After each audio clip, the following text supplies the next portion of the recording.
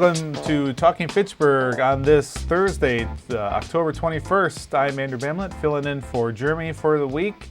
Hopefully you all have had a good day out there and ready for some cold temperatures. We got some cold weather starting today. We got cold overnights the next few nights, some potential widespread frost, so be ready for some frost out there, folks. We are getting into that frosty season and into the winter season as we get almost to the end of October here, coming up on Halloween. So hopefully everyone's ready for a little Halloween as well, coming up next weekend. So that'll be a lot of fun. All right, we got a good show for you today. We got short headlines, and then we'll be talking with Michelle from DATCP, and we'll talk with her in our digest. And then in our guest segment, we'll be talking with Fitchburg Fire with Adam Dorn, talking about heating safety and what to look out for, getting your furnace checked, all that kind of stuff, since we are getting into that time of the year. But I do want to start with, we had a weapons violation here at the Fitchburg Police Department last night. And this was on October 20th at 12:30 a.m. Fitchburg Police Department heard several gunshots coming from the 2900 block of Fish Hatchery Road. Several citizens called the report hearing gunshots as well.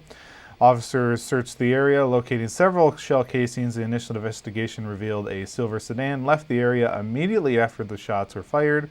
There is no reports of injuries or damaged property. The investigation is ongoing. Anyone with information regarding this incident is encouraged to call the Fitchburg Police Department 270-4300 or Madison Area Crime Stoppers for anonymous tips at 266-6014. I also wanted to remind you of a traffic alert going on right now. We had some closings today already, which was Cahill, Main, Caddis Bend, and High Ridge Trail. And I want to give you the map for tomorrow so you're ready for Friday. There'll be a closure at Cahill, Main will be closed for paving from 8 to noon. And then Caddis Bend will have no closure, but it'll have flagging operations going on that day. So be able to get through. Again, this is for tomorrow, Friday, September 22nd.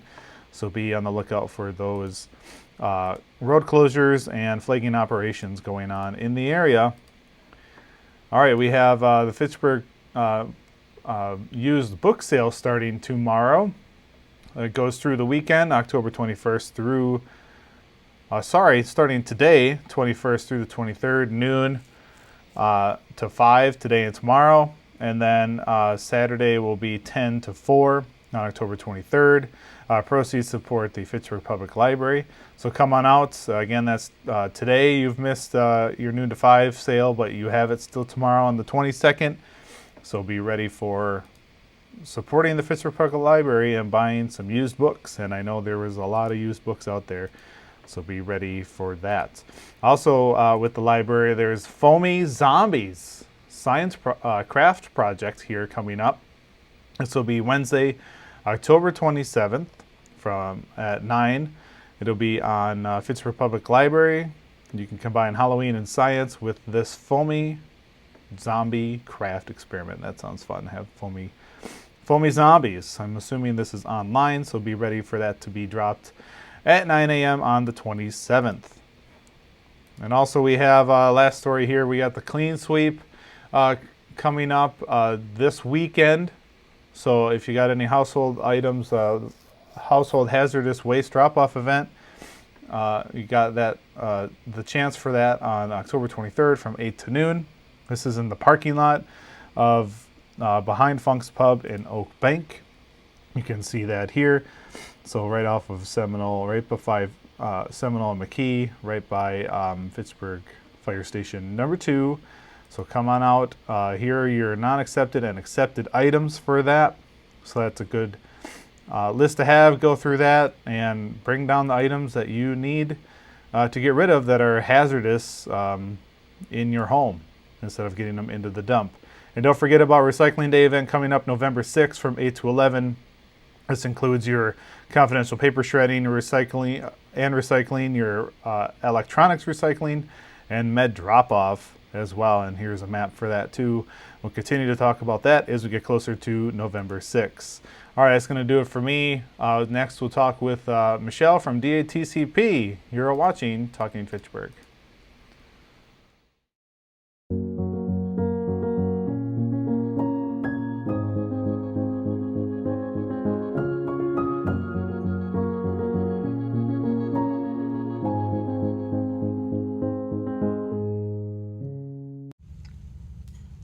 Hey, boss. Okay. Said I'm fine.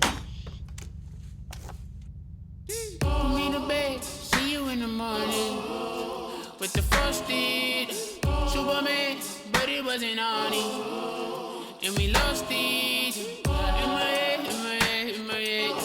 Where you at? Underlay in my head. Hey, son. Hey, Bob. You know you can talk to me. Yeah. We're all just trying to keep things running for those who rely on us. Ready? That's why we don't have time to be sick with the flu. And especially this year, no one has time to get sick. Get a flu shot for yourself and those around you too.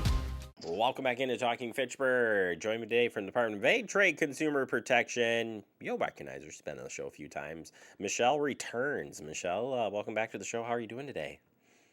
I am doing great. Thanks for having me back. Thank you for being here. We got a lot to talk about today, and we're going to be talking about tech privacy and back to school. This is right up your alley, I know for a fact. And we'll start with protecting personal information. And everybody's like, well, you've already talked about this. But honestly, folks, people are still getting scammed, and they're just not as safe as they can be, right? And we're here to prevent it. Yeah, there are certainly things all of us can do to improve the way we protect our personal information. But one thing we can do as a family, in individual pods, if you will, is to start this at a very young age and talk to our students about how they're using their devices and exchanging information. And so we're changing up the focus just a little bit, and hopefully the parents, caregivers, and everyone else can have a takeaway from the conversation as well. All right, so questions that they could put out there, some helping tips, if you will, to share ideas, I guess, and get kids and teens thinking about their personal information. Yeah, so kids need to have an idea of what type of questions they might get from a game or an app or even other users, and how to answer that or not answer those questions. So we want those parents and caregivers to coach kids to avoid giving that unnecessary personal information. What is that? Explain what that is. Only provide a name, maybe a birth date and address when you're required and on a secure site. Keep that social security number, student IDs, school names, account numbers, and passwords private. That's not information that needs to be shared on a game or most apps. There's really no reason why that needs to be shared, and explain that. Certainly you need to gauge that conversation based on the age of the child and the familiarity and use of the device that they have. But then the biggest thing to really coach kids on is to avoid that free stuff. That's one of those really enticing offers that lures you in, free games, ringtones, and other downloads. They can have malware. They could ask you to fill out a survey in order to get the free ringtone or maybe extra tokens in a game.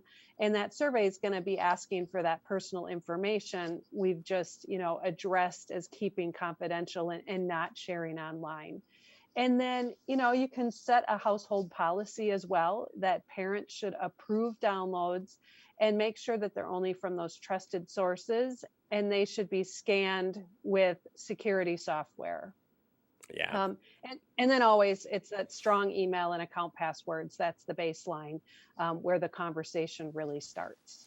Yeah, it's simple stuff, and I think it's just being repetitive about it too. Just keep going over it again and again, because it's easy. I mean, this is not earth shattering stuff here. This is just common things that if you get it out there early enough, kids will recognize it hopefully and make the right choices. File sharing, it's big. it's a big thing now, and I'm sure kids know way better how to do it than probably you and I do. But you still gotta be sensitive to doing this. Just because it's easy doesn't mean it's right. Absolutely. And you're spot on with, I'm sure the kids know how to do this far easier than I do. But really, for everyone out there, file sharing, that allows people to share different kinds of files through an informal network of computers running the same software. And this can be risky. It has risks that kids and teens need to be aware of. You could accidentally provide many people with access to your private files if you don't do this correctly.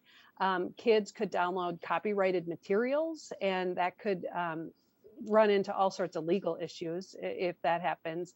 And then shared files can certainly hide spyware, malware, and even pornography. And so you want to be sure that any additional security may be gained by installing file sharing software, activating settings so that nothing private is shared, and scanning files before downloading. So there are things you can do besides just talking about it and having awareness. There's some extra security steps one can take, but really it's awareness and conversations again, as it relates to primarily sharing music, games, and software online, and having that awareness of what kids are doing on the devices.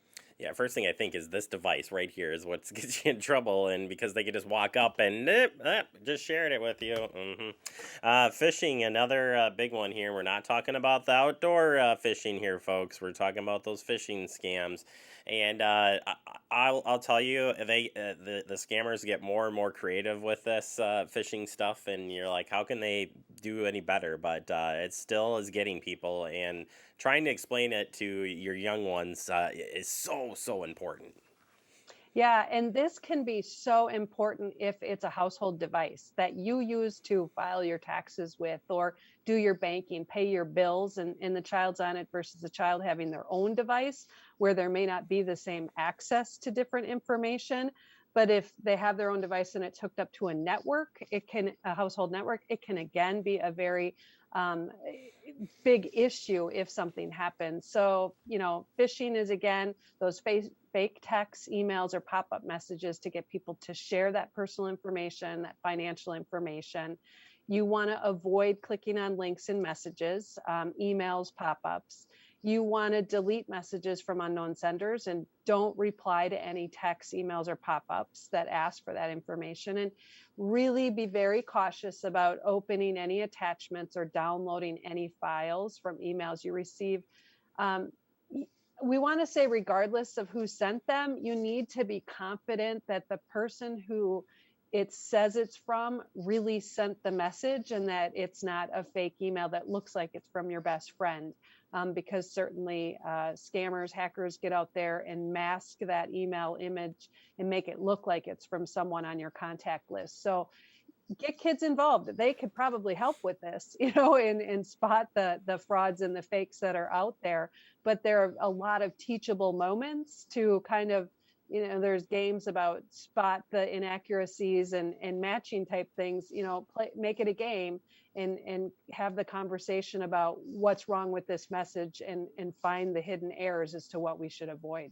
Would you count fake websites in this as well for phishing now? Because I feel like that has become something that's like, it's just blowing me away. And I turned one in about a year and a half ago on a pool scam that started from a social media piece of phishing, but led you to a fake website. And now I just feel like there's just fake websites galore that are out there when you're doing searches for certain items. Yeah, fake websites, certainly, while they can fall in the phishing definition if it's in an email and it directs you to the fake website, or they can be standalone scams when you do a Google search and what pops up first or 1 through 5 are a couple of the fake websites. But they're out there asking you to hand over your personal information. Again, it's a alluring tactic to get you to respond and hand over that information. So it certainly falls within this category.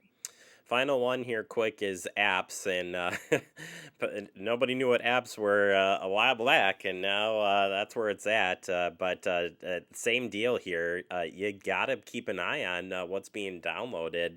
And I'm just thinking the word free, and that's what the kids see. And all right, well, I can download it. It's free. It says free. Right. You want to vet those apps because you want to know what else that app is going to access. That developer may have designed the app in a way to access other personal information that's not related to the purpose of that application. And it might be to collect information for marketing purposes or other companies. And they might be information sharing, but it might go deeper than that as well. And you want to be sure that you have an opportunity to read privacy policies, vet the information, know how you connect to that app and what else it accesses on your device before you approve having it there and using the application. All right, Michelle, all great information. If people want to learn more, I know there are some really great resources out there for people to check out. Where can they find those? You can go to our website at datcp.wi.gov or certainly call our Consumer Protection Hotline to have information sent to you at 1-800-422-7128. Great work, Michelle. We appreciate your time as always, and we'll check back in with you later this month. That sounds great. You take care. You as well. Check out the website, as Michelle mentioned, and report, too. You got to report this stuff. That's the best way for Michelle and the team at DATCP to protect you and everybody else around you. Take a quick break. More to come. You're watching Talking Fitchburg. You could be spreading the coronavirus without realizing you have it. So follow guidance from authorities where you live and do your part. It's important to limit in-person interaction with anyone outside of your immediate household, but phone and video chat are safe ways to connect. It's also important to limit any social gathering. This advice applies to people of any age, including teens and younger adults. Visit coronavirus.gov for the latest information.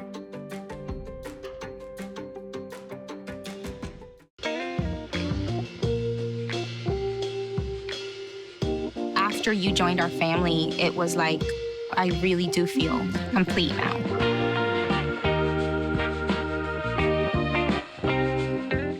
Brandon met a girl on a dating app. He finally found the courage to ask her out. No answer. He started to panic. Was he being... Hey, sorry I didn't respond. I was driving. She must be a keeper. We're all just trying to keep things running for those who rely on us. That's why we don't have time to be sick with the flu. We don't have time for delays. Ready! We don't have time for spills. Next. We don't have time for setbacks. Let's be real. Getting the flu shot helps you fight the flu. Get a flu shot for yourself and those around you too. Welcome back into Talking Fitchburg. Joining me today from the Fitchburg Fire Department, it's Adam Dorn. That must mean it's time for safety. Fire safety. How's it going? That is one of the best intros I've heard you do. If you asked me to repeat that, I would not be able to do that. I think we should ask him to do it again. Nope. But we are going to talk about something that we've talked about in the past. As things start to cool down, you and I like to go out in the woods, do some hunting. It's just time to think about... I almost said hunting safety. Heating safety. But maybe that's an idea for one of our next episodes. Hunting safety, not a bad thing. Yeah. Gotta have those harnesses and everything ready to go. But we do want you to stay safe as it does get cool here, if it ever gets cool. I mean, when we tape this, we're kind of in a warming trend, so we'll see if it cools down here in the near future. But there are some things that we definitely want you to stay safe with when we're thinking heating safety. So we're just going to kind of go through the gamma here of different heating things. But first and foremost, Dorn, if you're put on the spot, like heating safety, where's the first thing you're going to check out as you get ready for winter and the cold temperatures? Well, let's make sure the furnace actually operates as it's designed to. Right? Okay. A lot of times people will just, even me, I've done it too, just, it's getting cold, turn your furnace on and be done. You know, sometimes when you have a newer furnace, it's not such a big deal because you know it's going to work. But as the furnace gets older, along with their house and everything else, sometimes things break or they don't operate as smoothly as they should. So it's always good to get your furnace checked up. Do a checkup on your furnace, just like you go to the doctor for a checkup. Bring the servicemen out to your house and have them check up your furnace. Next one that I think of is space heaters, that you're just pulling these out, and I love when you fire up a good space heater and you smell the burning smell of dust and grime and everything else in between. What can we do to ensure that those things are going to work properly? And not that you can guarantee it by any means. We're not here to say good or bad or whatever, but what would you do? Yeah, I would strongly recommend not using them if you don't have to. We'll start there. But if you need to use them, right, make sure that you keep everything at least 3 feet away from them, from any of the heating equipment, that kind of stuff, because if something happens to fall on it or maybe it tips over, there's a chance that it could start a fire. And by keeping that 3-foot surrounding area clear of anything that could burn is a great way to start. That includes pets. That can be hard at times, but it can be done. All right, and speaking of pets, kids, and everything else, as it gets colder and we get into these holiday months, we're going to see a lot of cooking and stuff. When we're thinking of heat from the heat sources, such as the oven, the heater, the whatever, talk a little bit more about that safety with those crazy kids or those pets. Yeah. So just like we want to keep that 3-foot space around a space heater, keep a 3-foot space around all of your cooking appliances. Keep everybody 3 feet away. Basically, if you are within 3 feet, you should be cooking something. And if you're not cooking, you need to be at least 3 feet away from it. That's the easy way to remember that.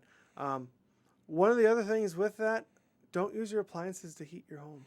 That was going to be my next question for you. Yeah, I read your mind. You sure you don't want to do that? Yeah, I am absolutely sure you don't want to do that. Right around the holidays, winter, it can get tough. It can be super cold. You can be running short on, finances to pay the heating bill, all that kind of stuff, just because you have an oven in your home. That is not the way to heat your home. That's actually very dangerous. We could go on for hours about that, but we're not going to. But just don't use your oven to heat your home. Now, what I do is if I'm cooking something in the oven and when I'm done, I'll leave the oven door cracked open so the heat does come out, but then it's closed when I'm done in the kitchen. So you can let the heat come out that way, but do not use your oven to heat your residence. Again, check the manufacturer to make sure that that's recommended. Right. Not really, though. All right, next one. The fireplace kind of is the next area. I seem, you're waiting to have that first fire in the chimney. And when's the last time you cleaned the chimney, Dorn? It would be 4 years ago. 4 years ago. Uh-oh. Now, I have not burned in my chimney or my fireplace the last 2 years. So I go about every 2 to 3 years before I have it checked again before I burn. So I am due for a cleaning inspection by a chimney sweep. What's the top reason for chimney fires? I would not 100% sure on this, but if I were to look at everything, I believe it would be the buildup of creosote inside of your chimney. And that creosote, it comes from the burning of the wood, right? So it actually sticks to the inside of your flue in your chimney. And over time, it just builds up so much that when you start the next fire and you got a nice, good roaring fire, all that heat goes up past the creosote, which is combustible, and now you have a fire on the lining of the inside of your chimney. Not good. Not good. Other heating, and it seems to be very popular, and I'm not sure good or bad how they work, but wood and pellet stoves, or these pellet heaters, very popular. Safety things around that, because it just I don't know much about it, so that's part of it. But any recommendations there for making sure that's ready to go? Always refer to the manufacturer's recommendations. That's probably the easiest way to say this, but refer to their recommendations. Make sure that the installation was done by a professional. Make sure that the equipment is vented to the outside of your building and that it meets all the requirements for that. Because that will help prevent carbon monoxide poisoning. Also, with that, make sure you have the carbon monoxide detectors installed around these different places, because if you're using that for the major heating appliance in your house, that you have a chance of creating carbon monoxide in your home. You want to be sure to protect yourself against that. Yeah, it's a good one. And I saw too in recommendation checking the smoke alarms during the heating season. Also important. What would you recommend on checking? What are we checking? Well, you want to make sure, one, that they're there. Two, if there are batteries in them, that the batteries are actually present. Three, that they actually work. The leading cause of smoke detectors not working is batteries aren't present. They sounds really, really silly to say that, but that's the case. Most of the time, when the smoke detectors don't operate, it's because the batteries were taken out. Make sure they're there for a reason. They do a good job of what they're supposed to do. All right, and finally, just overall for heat safety, we've got our smoke detectors, we've got our plan. I think it's just the plan of, and I don't know why, but I'm going to emphasize it all this year of checking all of these things, but also what do you do in different scenarios? How would you recommend building that plan, real quick? Yeah, take a look at your layout of your house. Look at who's in your home on a regular basis. Right, and then kind of walk through what happens if this is the case. What do I do from here? And go through each one of those scenarios, whether that's a smoke alarm going off, maybe it's carbon monoxide detector, maybe there's actually a fire, right? And you can have it set up for one that's just a detector activation, one that's actually fire, one that's actually smoke. You can have them kind of all be different, but they all should end up being the same end goal. Everybody gets out, stays out, goes to the meeting place, and everyone is safe. And I think that's important to tie into all of this because you might want to think twice if it's cold out there of where that meeting place is going to be. Hopefully it's going to be somewhere where you can get to a warm spot quickly, but also safely. All right, Doran, well, I appreciate the help. If people want to learn more about heat safety or fire safety, where can they find it? You can always go to our fire department website, which is fitchburgwi.gov/fire. You can go there. We have a lot of information there, but it also takes you out to different places to find more information. So take a look. And if you can't find something that you're interested in about or want to know more about, let us know. There's an email there on the front page.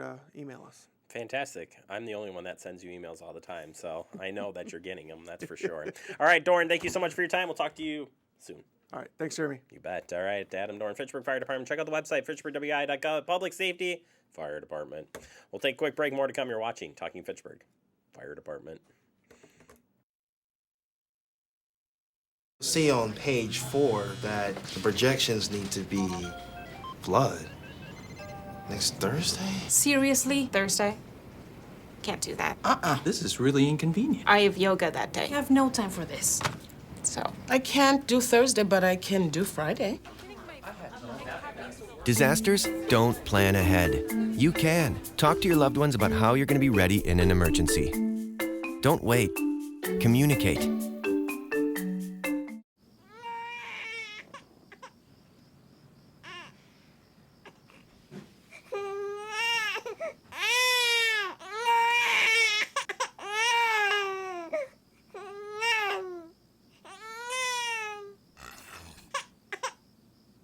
If you love them enough to suck the snot out of their nose at 4 a.m., then surely you'll check NHTSA.gov/the right seat to make sure they're in the right car seat. Welcome back into Talking Fitchburg. Wrapping up the show today, I want to thank Michelle for coming out, talking about tech and back to school. I know we're in school, but still always be paying attention to that technology and making sure you're not getting scammed or releasing information that you shouldn't be. And thank you to Adam Doran for stopping by on set. It's been a long time for that, so it was nice to see Adam here in person, talking about some heating safety as well, keeping everyone safe for the cold months ahead. Stay connected with Fact TV here on social media, streaming channels, cable TV. We are everywhere, folks. Make sure you stop on by. And everyone have a great day, and we'll see you back here tomorrow.